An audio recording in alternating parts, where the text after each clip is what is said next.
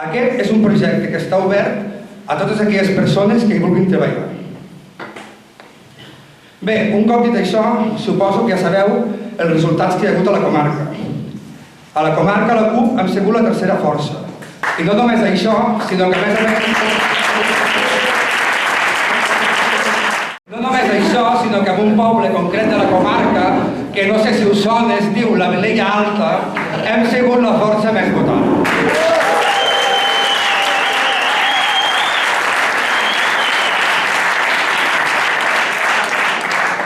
És per aquest motiu que des del nucli de suport hem cregut convenient que ara que comencem aquesta segona tongada d'assemblees informatives, la primera fos avui aquí a la Vilella Alta.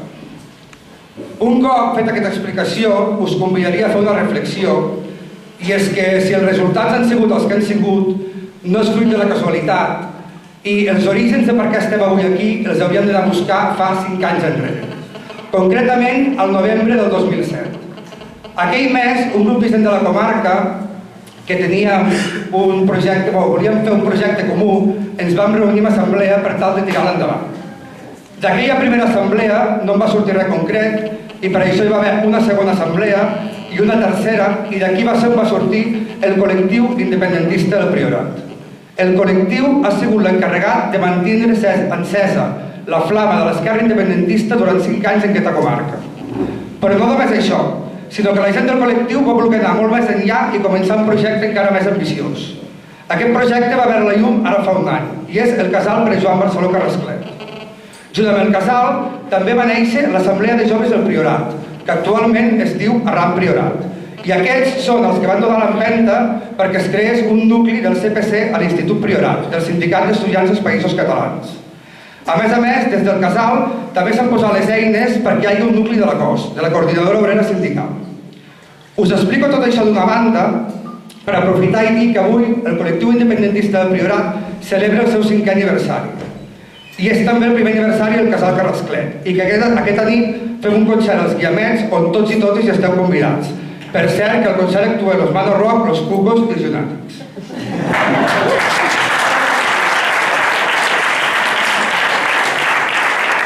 Us explico tot això també, però per una altra cosa encara molt més important. I és que som totes les persones que formem part d'aquestes organitzacions, més la gent que prové de la lluita per la defensa del patrimoni natural del Priorat, més la gent que ve de les lluites sindicals de la comarca, les que formem el nucli de suport de la CUP al Priorat. Si totes aquestes organitzacions no haguessin existit, difícilment els resultats haurien estat els que han estat. Doncs bé, com a membre de la CUP del Priorat, només em queda agrair tot el suport que ens heu donat durant la campanya, agrair a totes les persones que ens heu votat i dir que nosaltres seguim mantenint el compromís que vam viure en la campanya, que era que el dia 25 us demanàvem el vot, però que això només era un tràmit, que el dia 26 calia començar a treballar. I jo us puc dir que la gent del Priorat el dia 26 ens hem arromangat i ens hem posat a treballar. I el millor exemple és que avui, dia 5, tornem a estar aquí fent una assemblea i donant-nos la veu a tots i totes. A obeir-vos i per el procés, aquest procés que s'obre ara assembleari sigui fructífer, que sàpiga incorporar aquestes millors energies de totes les lluites sindicals, ecologistes, feministes que hi ha al país i que realment, com vam dir en el seu moment també, els hem a fer la vida impossible mentre ells ens la passin a nosaltres cada dia.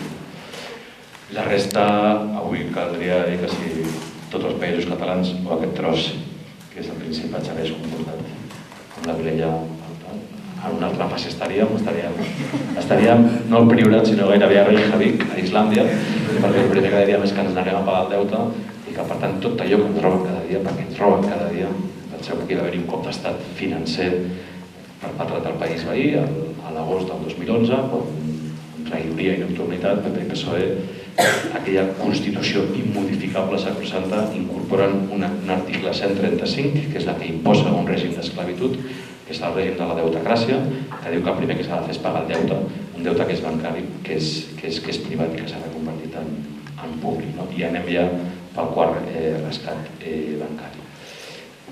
Anava a dir alguna cosa més? Sí, les anècdotes del Parlament.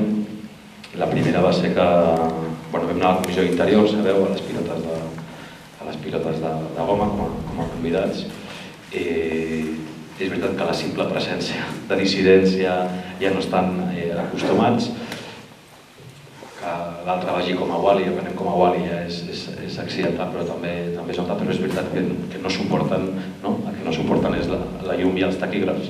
Felip Puig, i ho dic pensant molt en l'Ester Quintana, la persona que ha perdut un ull el dia de la vaga general, ha mentit 3 cops, avui també hem tornat a demostrar que havia mentit.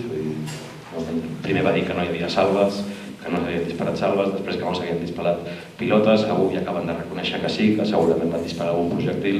Per tant, anem a fer-los també el que t'ha dit la vida impossible. Però sí que és veritat que quan estàvem entrant, per accidents d'aquests, coses que passen a vegades, els Mossos van intentar evitar l'entrada directa al Parlament de Catalunya, un mitjà de comunicació que estava acreditat des de feia 3 dies per la comissió, i ja està. I quan ens estàvem acreditant allà, doncs, estaven els Mossos i vam anar a protestar, no com a membres de la directa, malgrat la dualitat, sinó ja com a persones de la CUP, i la pobra treballadora que estava allà va dir «Ai, que raro que hagi passat això», i vaig dir «No, no, però això són aquests 2 senyors que són Mossos d'Esquadra que li acaben de demanar». I això es va posar encara més nerviosa, va dir «Ara ve el cap de premsa i ho arregla, i ara t'avisarem», i els vam dir «No, ens quedem aquí». Com? Ens quedem aquí per les coses, i la democràcia es defensen in situ i sense marxar dels jocs. Va venir, òbviament, amb la premsa, es va arreglar tot i ja està, però en nom de vosaltres ens vam donar el gust de girar-nos i dir al mosso, primera vegada i última.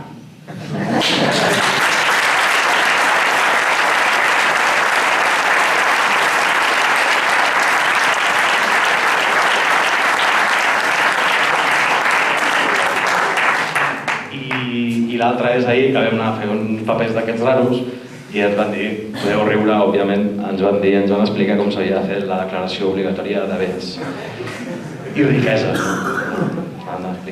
Teniu embarcacions de més de 6.000 euros? I home, no. Segona residència, no tenim primera. Segon cotxe, no tenim cotxe, tenim primera i segon. La qual cosa em sembla que ha sigut la declaració de béns més celèrica de la història del Parlament. Tot eren ratlles creuades, així, no? I ja està. I res, que algun dia ens cansarem de tot i ho podrem tot, i ja està. I que com no tenim res, és per això que ho volem tot per tots els ciutadans. I ho deixo aquí, i vostra és la CUP, i vostra és la paraula.